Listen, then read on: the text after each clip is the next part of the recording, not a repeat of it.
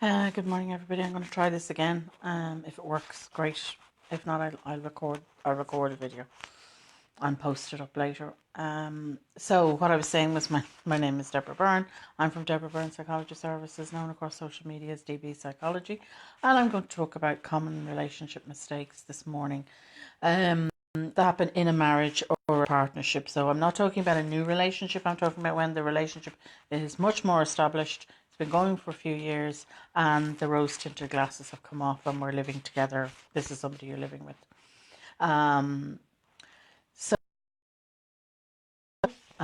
But what happens is they build resentments,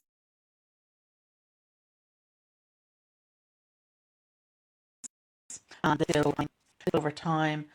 And if they're not handled, if they're not handled correctly, if they're not timely interventions, if there is a breakdown in communication, then what happens is it leads to a breakup or it'll lead to cheating.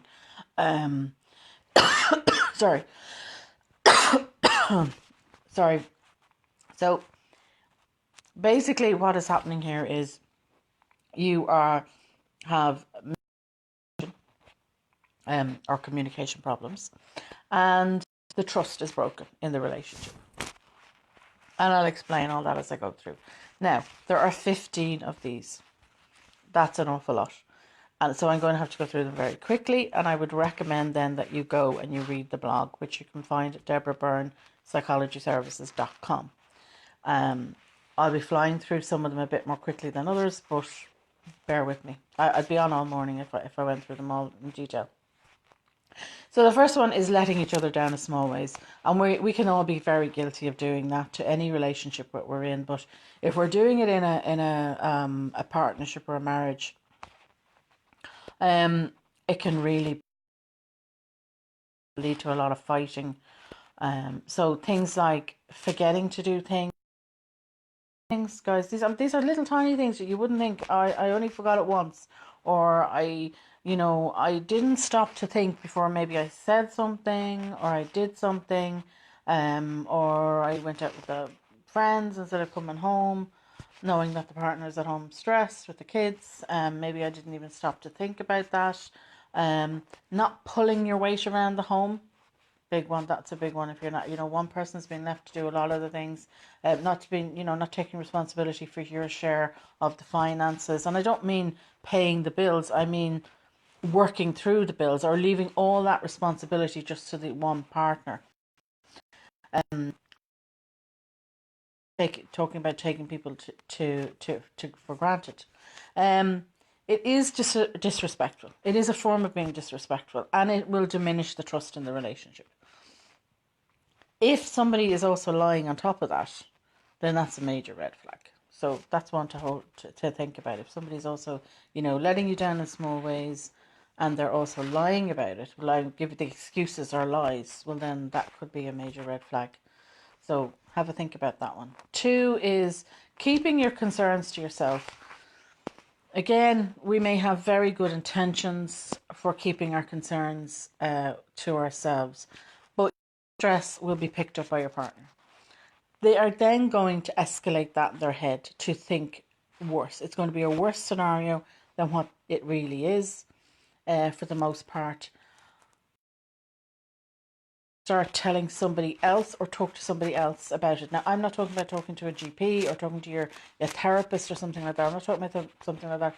But maybe confiding in a friend, and you haven't confided in your spouse or your partner. That is a major flag. That is a major thing to do. And yes, it's going to cause issues. It's going to build resentment in the other person if they find out. They're going to think to themselves, what else is that person lying to me about? Are they holding back other things? So it's basically about honest communication with one another. That is what that is about. You have to be honest and open. You're better off being upfront about it. Even with the best will in the world, I will talk about money issues in a minute, but you're better off really telling them what's going on. And if you find that difficult, then go and talk to a counsellor first, through with them, and they will help you word it, or be able to communicate it in a more healthy way to your partner. It will, if you do hold on to it, it will drive a wedge between you two of you. So as I said, it is better to be open and honest with one another. The third one is not making time for intimacy. And I'm not just talking about sex here. Intimacy is about so much more than that. It's about everything that builds up to sex. So everything, the little things that you do, the way you communicate with one another, the way maybe just holding somebody's hand, maybe just giving them a hug or a kiss before you go to work or you come in from work, even if you're feeling a bit crappy, you know, you ask them how they are, how was their day too, making time to talk to one another. You know, even sitting watching something together, even if that person is reading a book or knitting or doing something else, in the same room, you're together and you're making a little bit of a connection, and finding little ways to connect. That is very, very important. So if you're not making time for that, you've got to say, what is the relationship a priority for you? 4 then is chatting with exes. Now, okay, I'm going to preference all that by saying, if everybody's friends, if your partner is friends with your ex and everybody is friends, it's all a group thing and everybody's a friend, that's fine. But if you are doing 2 things with an ex, if you're chatting with them and if you're really honest with yourself, are you keeping them on the back boiler because you're not fully committed to the relationship? Or are you being emotional infidelity? Is it emotional infidelity here going on? You really have to think about that one. You really have to check in with yourself. What's going on? What's really going on here with this ex? Is it genuine? You're just great friends? Your partner is also included in that friendship and is okay with it? Or think about that. Number 5, an obvious one, if you're fighting all the time, that's a big clue to go to counselling. If you want to save the relationship there, guys, you really do need to. If you're fighting all the time, and again, I'm not talking about money, we'll come to money at the end, but if you are fighting all the time, it's a big red flag. I would be going to counselling. The relationship can be saved. It is about, not being able to communicate properly with one another, probably some skewed boundaries, trust issues in you. So there could be a variety of issues. They're underlying issues, and they can be resolved with counselling. So, but you will need counselling for that one. But saying that, if it has resorted to verbal abuse, that one is a major red flag. It could be part of domestic violence, but it is also one that is a very hard one to recover from. If you have become verbally abusive, calling one another names, putting one another down, saying some things that are very disrespectful and you know what I'm talking about, very disrespectful ways of communicating with one another. In fact, you're not really communicating. It's down to, syllables and such as, name calling. It's not good. That is a hard one to come back from. That would take major hard work with a therapist. You would have to be doing a therapist there.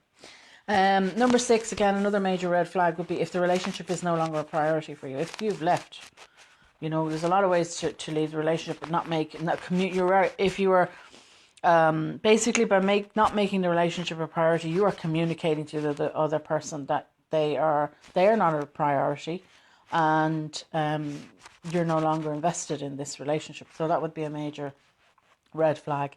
And again, number 7, if you're taking the other person for granted, again, even in small ways, as I said at the beginning, if it's in small ways, if you're taking them for granted, you're assuming they will take on the responsibility of looking after the children or getting the children anything they need, or taking care of all the housework or doing things. That's taking somebody for granted. Again, that's a big issue, bigger issue than you think. So that will require maybe a lot of hard work to come back from, a readjustment of how the relationship is working, and honest communication with one another to get that sorted. 8, another one. This might surprise some people. Spending too much time together. If you're spending too much time together, it can be a sign of skewed boundaries. It can also be, and I have to highlight this, an early warning sign for domestic violence. But if you are spending too much time together, we all need our space. But if somebody wants to spend all their time with you, it usually really is they have, when I say skewed boundaries, I mean unhealthy boundaries. They possibly have trust issues. So, you know, you have to think about that. Is this about me? If it's not you and it's your relationship is wanting to spend all the time with you, maybe, you know, they need to be going into counselling, and then possibly couple counselling as well would need to happen there as well. So, you know, spending too much time together can be a bad thing. You do need your space. You need your hobbies. You do need friends. I know we've talked about exes, but this is friends, and it's okay to go out with a friend. It's okay to go out with your girlfriends or your man friends, or it's, you know, have a cup of coffee and things like that. But if, you know, that's not happening, and everywhere you have to go together, you have to go together everywhere together. That can create a lot of issues for people. 9 is crossing boundaries. Again, a few of these now will be about crossing boundaries in different ways. If you're crossing boundaries, you need to have set out, and I've talked about boundaries in relationships before, so do check out that video and the blog on that. You need to be laying those out as a couple, and you need to be laying them out really when you start dating. You need to be setting those foundations of what your boundaries are and what your red flags are going to be for you, and when you're going to walk away. If somebody is constantly crossing boundaries, it can be, again, domestic violence just doesn't happen overnight. There are many forms of domestic violence, and so you have to, you know, go and read the blog on that and see where those boundaries could be skewed, and is this what's happening here? But people can cross boundaries that are just not acceptable for you. And you need, again, honest communication with each other will lay the boundaries in your relationship for one another. So for what's acceptable for one couple may not be acceptable for you as a couple. So you've got to decide where your boundaries are, and that is very, very important right from the beginning. Now, in saying that, online boundaries, again, a place where we can cross boundaries. You need to be talking about what way you're going to, in terms of online communication, and also about looking at each other's phones, checking each other's laptops. If you're on and you see messages popping up, if you're on the laptop and then you see messages popping up, because you can messages, if it's your computer and your phone, messages can pop up on your laptop. You know, are they going to comment on them? Are they going to be watching them? Are they going to be reading them? If you are constantly checking up on your partner, online, in person, on the phone, and you expect immediate responses, then I have to say that you have issues with trust. And again, your boundaries are unhealthy, your own personal boundaries are unhealthy, and you're going to need to lay down stronger boundaries with that person. You're going to have to, if you're the person with those unhealthy boundaries, and you have a trust issue, then yes, the other person, okay, can reassure you, but no amount of reassurance is going to really reassure you. You need to be talking to somebody. You need to be talking to somebody like me. So online boundaries is somewhere we really, it's a new area, I think, for couples really in the last, I suppose 20 years has really been coming up and up more for people, is the online activity and phone activity. Number 10 is failing to communicate. If you're failing to communicate with one another, of course, that's going to create major issues, but it can also be failing to communicate in very small ways. And again, that leads to building small little niggly things. It's kind of like a thorn in your finger that, you know, can fester if you don't take care of it over time. So it can be learnt. Communication is a skill that can be learnt, and not everybody's good at it. Not everybody, you know, it's not something maybe we have been taught, but you can learn about it, and a good best place to learn about it is with a counsellor. So, failing to communicate again. Number 11, controlling. Now, being too controlling can arise for a number of issues. It is a red flag. It usually means that there is something else going on. Too controlling can be from two sides. Is trying to control you, and they are. I don't think I need to go into any of the red flags there because I've talked about domestic violence a lot, and I've talked about other issues in relationships and things like that, and I've highlighted an awful lot of that. But that can be a red flag there. But the other side is if you're in a relationship with an addict, it's going to be a response to the situation you're in. You will usually have codependency there, and the person obviously has addiction problems, and you are going to need to take steps to protect yourself. You are the one that needs to go to counselling. So I'm not talking about the addict, I'm talking about you. If you are in a relationship with an addict of any sort, you need to go and get help. Yeah, just as much as they do. But sometimes when we go and get help first, then the addict, it'll follow suit that they go and get help. Not all the time, but a lot of the time they will do that, and they'll go and get a program. But we can become very, very controlling when we're in this relationship with this type of person. If you have come out of a childhood where a parent was an addict, you can also have learned to be too controlling. Again, that would be your issue, and you would have to resolve that. Otherwise, it will impact on your current relationship, even if you're not in, a relationship with an addict yourself. But if you've had this in your childhood, it's part of being a codependent. So think about going and getting help there.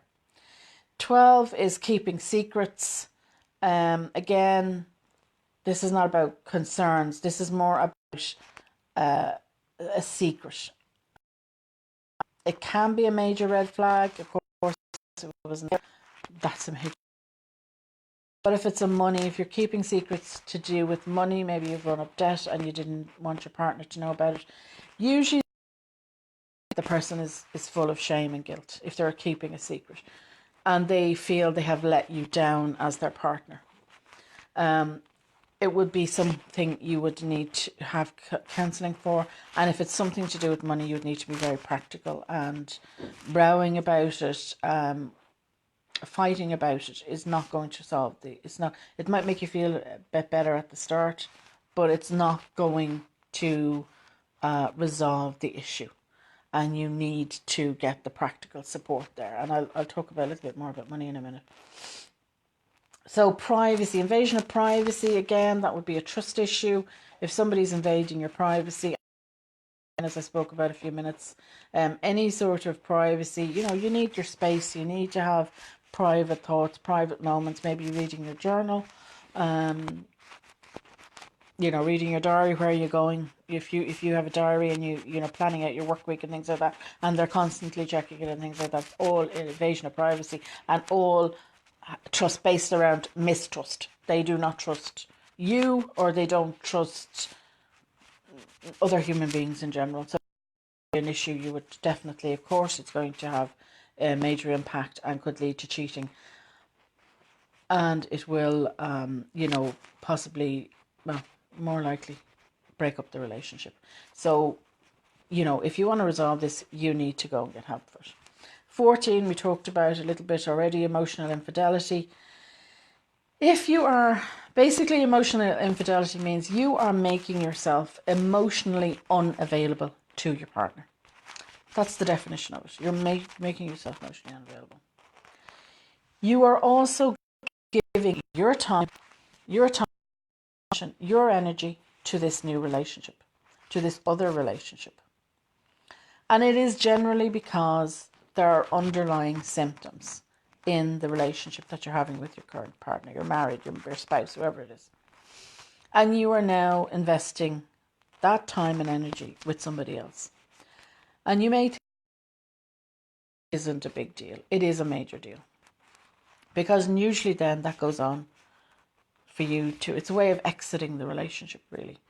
And it can go on then that you will leave the relationship, or you will cheat, and you will, create more problems. It compounds more problems upon more problems. If you find yourself doing this and you realize, oh, that I've been doing that, then you have to stop, and you have to seek help, and you have to then perhaps also involve getting your spouse involved in some counselling as well, to resolve the underlying issues of what's going on. It's not just about, this type of thing is never just about, the other person. It's not about, the emotional infidelity, if you like. It's really about problems that are going on already in the relationship. It's similar with an affair. Affairs can be a means of a relationship, that if the person stopped and thought about it and realised that it's not this other love interest, this new love interest, if I worked on my relationship first and I could resolve the issues, and I could try and fix the relationship that I already have instead of moving it. But people can use affairs that way. It doesn't mean they're going off the love of their life. It just means they're using that affair to leave the relationship, and usually then that affair fizzles out once the marriage is over. And the last one is, of course, fighting about money.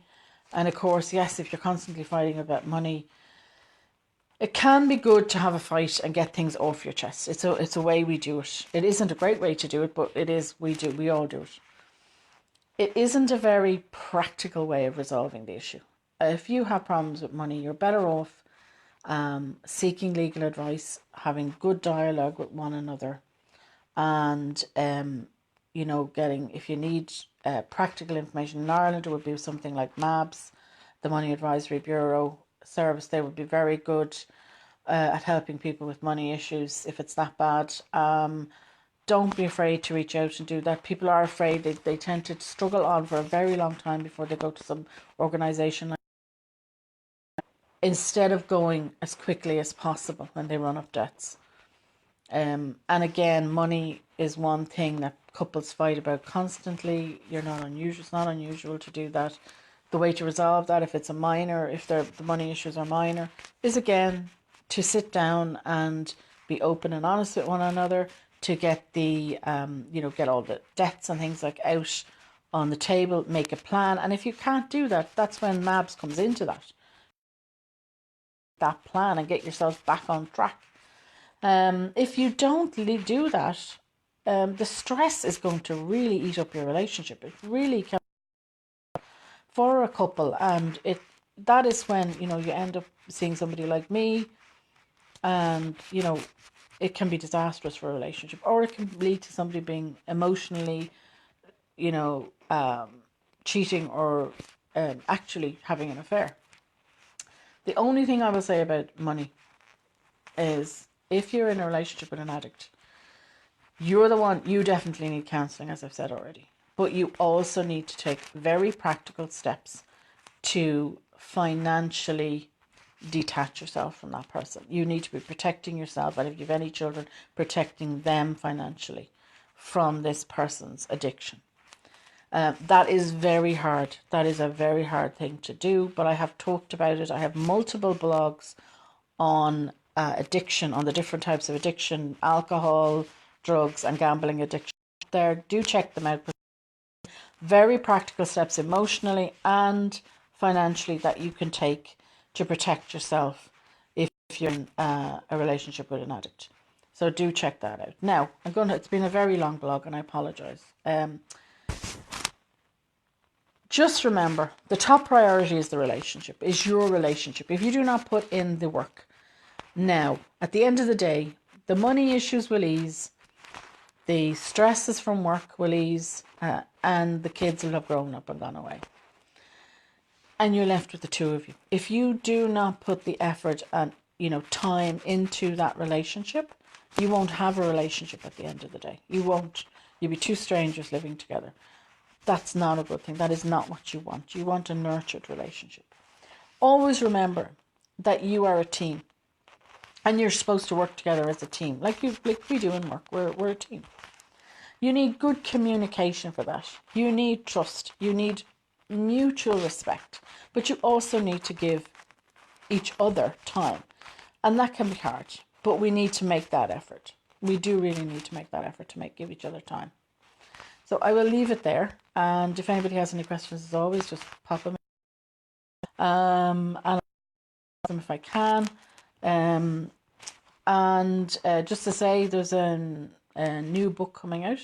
It's a rewrite, but it's much bigger than the last one. I've added 33 chapters to it, and I have worksheets, so it's a workbook as well. And I'll be offering courses on different topics relating to the book throughout next year. And I'm hoping you can join me for that. But if you want to just, when the book releases before Christmas, you can hopefully pick it up. It'd be nice. And see what you think. And part of that, I will be talking about relationships. I'll be talking about boundaries and relationships, and communications are 3 big chapters in it, and worksheets and all to work on. So I'll leave it there. And as always, thank you, Deirdre, for being on and listening. And thank you to Colette, and thank you to everybody else who's watching and who watches in replay. I know a lot of you watch in replay. And I will talk to you next Saturday morning. And thank you for listening. Goodbye.